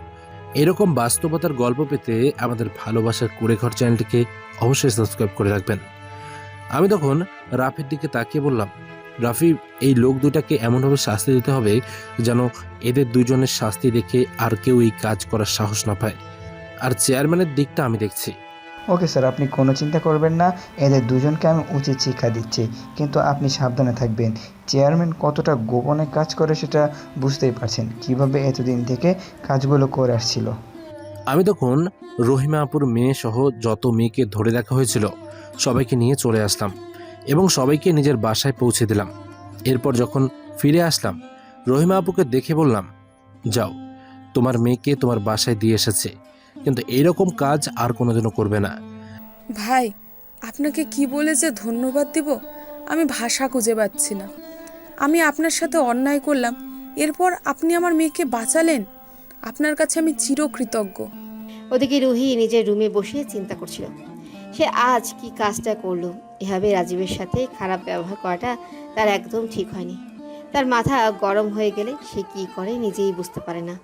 তখন রহিমা তার রুমে গেল, গিয়ে বলল, আপু, আপনি আজকে যে কাজটা করেছেন সেটা মারাত্মক একটা ভুল কাজ করেছেন। আপনি কার সাথে এত খারাপ ব্যবহার করেছেন আপনি জানেন? কেন রহিমা আপু, কি হয়েছে? রাজীব ভাই আমাকে কথাটা বলতে নিষেধ করেছে, এরপরেও আপনাকে কথাটা বলছি। এই কথা আপনি কাউকে বলবেন না। রাজীব ভাই কোনো সাধারণ মানুষ নন, উনি একজন গোয়েন্দা অফিসার। এখানে এসেছেন তদন্তের জন্য। আজকে আমার মেয়েকে ধরে নিয়ে গিয়েছিল কিছু লোক, তাদের হাত থেকে আমার মেয়েকে বাঁচিয়েছেন। এ কথাটা কাউকে বলবেন না। তবে আপনি যেই কাজটা করেছেন সেটা ভুল কাজ করেছেন, এটা আপনি একদিন বুঝতে পারবেন। বলে রহিমা আপু রুম থেকে বেরিয়ে গেল। আমি তখন কি বলবো কিছুই বুঝতে পারছি না, শুধু চিন্তা করতেছি আমি কত বড় একটা ভুল কাজ করলাম। যে করে হোক রাজীবের কাছে ক্ষমা চাইতে হবে। সেজন্য তাড়াতাড়ি রাজীবের রুমে গেলাম। গিয়ে দেখলাম সে বসে বসে একটা বই পড়ছে। আমাকে দেখে সে আমার দিকে তাকালো। আমি তখন তাকে বললাম, রাজীব, আমাকে ক্ষমা করে দাও, আমি অনেক বড় একটা ভুল কাজ করে ফেলেছি। রহিমা আপু আমাকে সব কিছু বলেছে, আমি কথা দিচ্ছি কাউকে কথাটা বলবো না, কিন্তু তুমি আমাকে ক্ষমা করে দাও। তোমার সাথে এত খারাপ ব্যবহার করেছি, আমি তোমাকে ভালোবেসে ফেলেছি রাজীব, কিন্তু তোমাকে বলতে পারছিলাম না আমার অহংকারের কারণে। তুমি প্লিজ আমাকে ক্ষমা করে দাও, আমি তোমাকে সত্যিই ভালোবাসি রাজীব। আমি তখন তার দিকে তাকিয়ে আছি, তার প্রতি আমার একটা রাগ জন্মে গেছে। আমি তখন তার দিকে তাকিয়ে বললাম, আমাকে বড়লোক আর ভালো চাকরি করা ছেলে দেখে আজকে আমার সামনে এসে ভালোবাসার কথা বলছেন? আমি আপনাকে কোনো দিন ভালোবাসবো না। আর যখন আমার সব সত্যি জেনে গেছেন, তাহলে শুনে রাখুন, যাওয়ার আগে আমি এমন একটা সত্য কথা আপনার সামনে নিয়ে আসবো যেটা আপনি সহ্য করতে পারবেন না। তাই সেটার জন্য প্রস্তুত হয়ে নিন, আর আমি খুব তাড়াতাড়ি এখান থেকে চলে যাব। না রাজীব, তুমি এরকম করতে পারো না। আমি তোমাকে সত্যিই ভালোবাসি, তুমি কেন বুঝতে পারছো না? আমি আমার ভুলের জন্য ক্ষমা চাইছি। আমার মাথা গরম হয়ে গেলে আমি কি করি সেটা আমি নিজেও বুঝতে পারি না। তবে এখন থেকে আমি কথা দিচ্ছি, আমি নিজের আগে কন্ট্রোল করার চেষ্টা করব, আর কোনোদিন কারোর সাথে খারাপ ব্যবহার করব না। যদি এখন আপনি আমার সামনে থেকে না যান, তাহলে আমি এখনই এই বাড়ি ফিরে চলে যাব। যদি আমাকে সত্যি ভালোবেসে থাকেন, তাহলে আমার সামনে থেকে চলে যান। আমি আপনার মুখ দেখতে চাই না। কথাটা বলতেই সে আমার রুম থেকে চলে গেল। আমি তখন বসে বসে চিন্তা করতে শুরু করলাম, সে কি সত্যিই আমাকে ভালোবাসে, নাকি আবার সে নাটক করছে? তার এসব কিছু আমি বুঝতে পারছি না। কিন্তু এখন আমাকে যে করেই হোক আগে চেয়ারম্যানের ব্যাপারে সব ইনফরমেশন জোগাড় করতে হবে, কারণ চেয়ারম্যান এসব কিছুর পিছনে আছে, সেটা আমরা জানতাম না। এখন যে করেই হোক চেয়ারম্যানকে ধরতে হবে। সেজন্য আমি আমার কাজে লেগে পড়লাম। ওদিকে নিজে গিয়ে রুহি কান্না করতে শুরু করলো। সে রাজীবকে সত্যিই ভালোবেসে ফেলেছিল, কিন্তু তার অহংকারের কারণে সেটা বলতেই পারছিল না। এখন রাজীব তাকে অবহেলা করছে, এখন নিজের ভালোবাসাটা বুঝতে পারতেছে, কিন্তু এখন তার হাতে কিছুই করার নেই। সে সব কিছু হারিয়ে ফেলেছে। সে নিজের রুমে শুয়ে শুয়ে কান্না করতেছে আর বলতেছে, রাজীব, আমি জানি আমি যেই অন্যায় করেছি সেই অন্যায়ের কোনো ক্ষমা নেই। এরপরেও আমি তোমার কাছে বারবার যাব। তুমি যতই আমাকে অবহেলা করো না কেন, আমি তোমার কাছে আবার ফিরে যাব। তুমি আমার থেকে দূরে যেতে পারবে না। তুমি এখন থেকে চলে গেলে আমাকে সাথে নিয়ে যেতে হবে। আমি তোমার পাশে সব সময় থাকতে চাই রাজীব। এভাবে দেখতে দেখতে 18 তারিখ চলে আসলো। এই কয়েকদিনে রাজীব ভয়ঙ্করভাবে অবহেলা করেছে রুহিকে। রুহি এসব কিছু সহ্য করতে পারবে না, তারপরেও সে রাজীবের পেছনে পেছনে ঘুরতেছে। রাজীব নিজের মায়ায় জড়াতে চায় না, কারণ যদি রুহির বাবার কর্মকাণ্ড জানার পর রুহি তাকে অবহেলা করে তাহলে সে এসব সহ্য করতে পারবে না। সেজন্য আগে থেকে নিজেকে প্রস্তুত করে রেখেছে, নিজের ভালোবাসাটাকে গোপন করে রেখেছে রুহির সামনে। ওদিকে চেয়ারম্যান এই বিষয়ে কোনো কিছু জানতে পারে না, সে সব কিছুর ব্যবস্থা করে ফেলেছে। রাজীব এখানে ভয়ঙ্করভাবে একটা বুদ্ধি খাটিয়েছে, যেটা চেয়ারম্যান বুঝতেই পায়নি। রায়হান এবং আরিফ দুজনকে এসে সুযোগ দিত চেয়ারম্যানের সাথে কথা বলার জন্য। সেই জন্য চেয়ারম্যান ভাবতো তারা দুইজন এখনও তাতে কাজ করেই যাচ্ছে, সেই জন্য চেয়ারম্যান নিজের প্ল্যান ঠিকমতো চালিয়ে যাচ্ছিল। কিন্তু ওদিকে যে এরা দুজন ধরা পড়ে গেছে সেটা সে জানতেই পারেনি। 19 তারিখ সকাল হতেই চেয়ারম্যান তার জায়গায় চলে যায়। সেখানে যাওয়ার পর যতগুলো মেয়েকে ধরে নিয়ে আসার কথা ছিল সবাইকে রাজীব আগের থেকেই সাজিয়ে একটা নাটক বানায় চেয়ারম্যানকে ধরার জন্য। মেয়েগুলোকে সে নিজেই নিয়ে এসেছে এবং তাদেরকে এখানে থাকার কথা বলেছে। তারা ঠিক রাজীব যেভাবে বলেছিল সেভাবেই অভিনয় করছিল। আমার প্ল্যান মতো সব কিছু চলছিল। আমি যেভাবে বলছিলাম ঠিক সেভাবে রাফি সব কিছু সাজিয়েছে এবং চেয়ারম্যান আমাদের ফাঁদে পা দিয়ে ফেলেছে, সেটা আমি বুঝতে পারছিলাম। আমি তাড়াতাড়ি করে বাড়ি থেকে বের হব। এই সময় রুহি আমার কাছে এসে কান্না করে বলল, রাজীব, তুমি যদি আবার আমাকে অবহেলা করো তাহলে কিন্তু আমি আত্মহত্যা করব। তুমি আমাকে ভালোবাসো সেটা আমি জানি। যদি আমাকে ভালো না বাসতে তাহলে এই বাড়ি থেকে চলে যেতে। তুমি এই বাড়িতে আছো, তার মানে তুমিও আমাকে ভালোবাসো। কেন আমাকে অবহেলা করছো? আমি তখন তার দিকে তাকিয়ে বললাম, আমি আপনাকে ভালোবাসি না কতবার বলবো? আমি এই বাড়িতে কেন আছি সেটা জানতে চাইলে চলুন আমার সাথে। আপনার বাবার আসল রূপ আপনি দেখতে পাবেন। এরপর যদি আমাকে ভালোবাসেন তাহলে আমি আপনাকে বিয়ে করব, কথা দিচ্ছি। কিন্তু এই সত্যিটা জানার পর যদি আমার থেকে মুখ ফিরিয়ে নেন তাহলে আমি কারো মায়ায় জড়াতে চাই না। রুহি আমার কথায় রাজি হয়ে গেল। আমি তখন রুহিকে নিয়ে চলে গেলাম সেই জায়গায়। সেখানে যাওয়ার পর আমি রাফি এবং আমাদের টিমের যতজন সদস্য ছিল সবাই মিলে পুরো বাড়িটা ঘেরাও করে নিলাম, যাতে চেয়ারম্যান কোনো দিকে পালাতে না পারে। ওদিকে চেয়ারম্যান মেয়েগুলোর সামনে বসে বিভিন্ন কথা বলছিল এবং সে যার সাথে কন্ট্যাক্ট করেছে তাকেও আসতে বলল। এরপর সেই লোকটা চলে আসলো। আমরা তখন অপেক্ষা করছিলাম ওই লোকটার, যাতে ওই লোকটা আসলে একসাথে ধরতে পারি। রুহি তখন আমার দিকে তাকিয়ে প্রশ্ন করলো, রাজীব, তুমি আমাকে কি দেখাতে চাইছো? আর বাবা এখানে আছে কেন? আর বাবা এই মেয়েগুলোর সাথে কি কথা বলছে? আমি তো কিছুই শুনতে পাচ্ছি না। একটু অপেক্ষা করো, একটু পর তোমার বাবার আসল রূপ দেখতে পাবে। এখন শুধু যেটা হচ্ছে সেটা হতে দাও এবং আমাদের সাথে থাকো। যদি আমাদের সাথে থাকতে চাও, আর না হলে চলে যাও। না রাজীব, আমি তোমার সাথে থাকতে চাই। সব পরিস্থিতিতে যাই হয়ে যাক না কেন আমি তোমাকে বিশ্বাস করি এবং তোমার সাথে থাকবো। তুমি কোনো চিন্তা করো না। এই কথা শোনার পর আমার মনের ভেতর একটা অনুভূতি কাজ করতে শুরু করলো। এই কয়েকদিনে তার অবস্থা একদম খারাপ হয়ে গেছে। তার মুখের দিকে তাকাতেই আমার ভয় করছিল, কারণ তার মুখটা শুকিয়ে গেছে। আমি বুঝতে পেরেছি সে আমাকে ভালোবেসে ফেলেছে এবং সেটা যে সত্যি ভালোবেসে ফেলেছে সেটা আমি খুব ভালো করেই বুঝতে পারছিলাম, কারণ কয়েকদিন সে ঠিকমতো খাওয়া দাওয়া করছিল না, সেটা আমি লক্ষ্য করেছি। কিন্তু আমি তাকে শাস্তি দেওয়ার চেষ্টা করছিলাম, সে যেন বুঝতে পারে সব কিছু। এরপর আমি কি নির্দেশ দিলাম, সবাই মিলে একসাথে ঝাঁপিয়ে পড়লাম। চেয়ারম্যান কিছুই বুঝতে পারলো না। আমি যখন চেয়ারম্যানকে ধরে থাপ্পড় দিয়ে মাটিতে বসিয়ে দিলাম, এরপর চেয়ারম্যানের সামনে বন্দুক ধরলাম। চেয়ারম্যান তখন আমার দিকে তাকিয়ে বলল, ছোট লোকের বাচ্চা, তো কত বড় সাহস! তুই আমার বাড়ির চাকর হয়ে আমার মাথায় বন্দুক ধরেছিস? তোকে আমি শেষ করে দেব। তুই কেন এখানে এসেছিস? চেয়ারম্যান, মুখ সামলে কথা বল। তোকে আমি শেষ করে দেওয়ার জন্য এখানে এসেছি। আমি কোনো চাকর নই, আমি হচ্ছি বাংলাদেশের গোয়েন্দা বিভাগের প্রধান।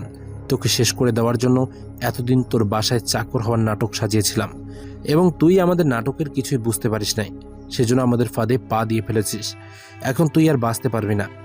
তার মানে আমি টাকা পয়সা দিয়ে একটা জীবন্ত শত্রুকে আমার বাসায় রেখেছিলাম? আমি কিছুই বুঝতে পারলাম না। তখন আমি রুহির দিকে তাকিয়ে বললাম, তোমার বাবা দিনের পর দিন এই গ্রামের সহজ সরল মেয়েদেরকে বিভিন্ন দেশে পাচার করে দিয়েছে, তাদের জীবন নিয়ে খেলা করছিল। এই মানুষগুলোর সাথে তিনি বেইমানি করেছেন।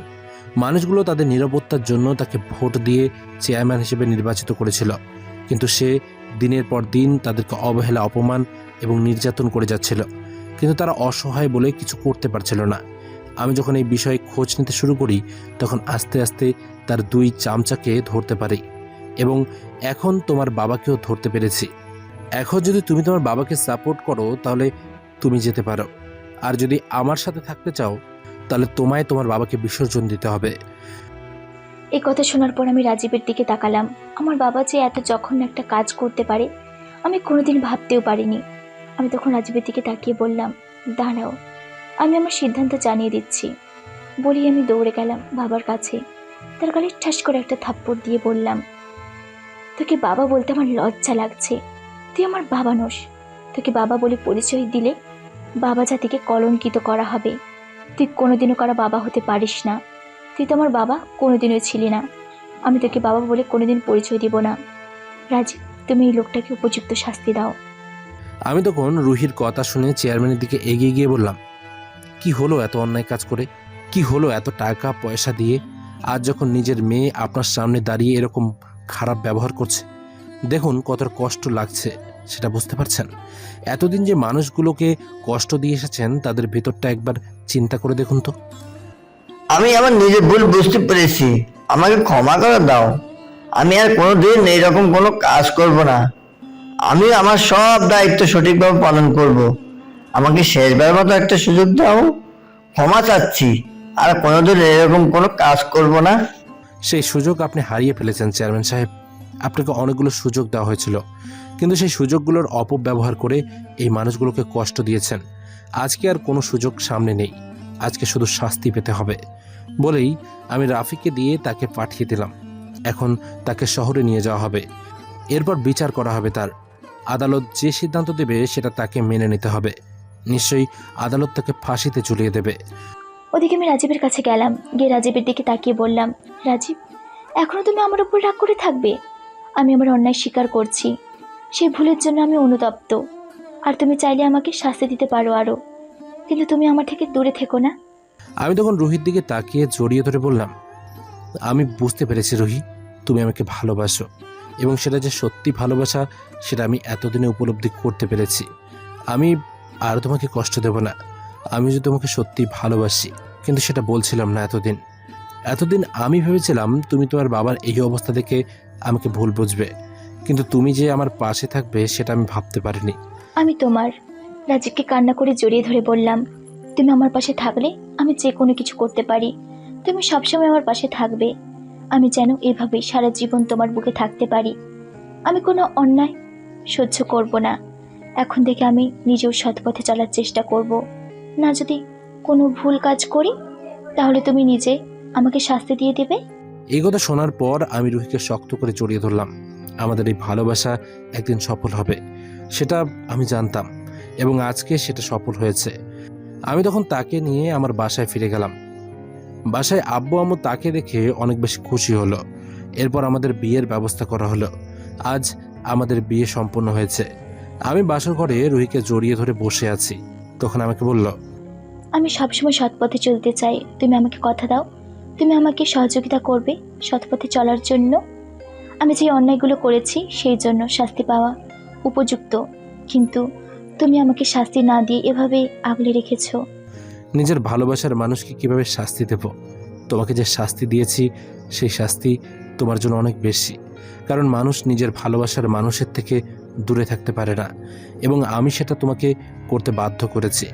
আমিও যে ভুল করে ফেলেছি, আমাকে ক্ষমা করে দাও। আমি তখন রাজীবকে শক্ত করে জড়িয়ে ধরলাম। আমাদের এই ভালোবাসা চিরদিন চলতে থাকুক। কেউ যেন অন্যায়কে প্রশ্রয় না দেয়, এই বিষয়ে সতর্ক থাকবেন। যাই হয়ে যাক না কেন, যে অন্যায় করবে তাকে শাস্তি পেতে হবে।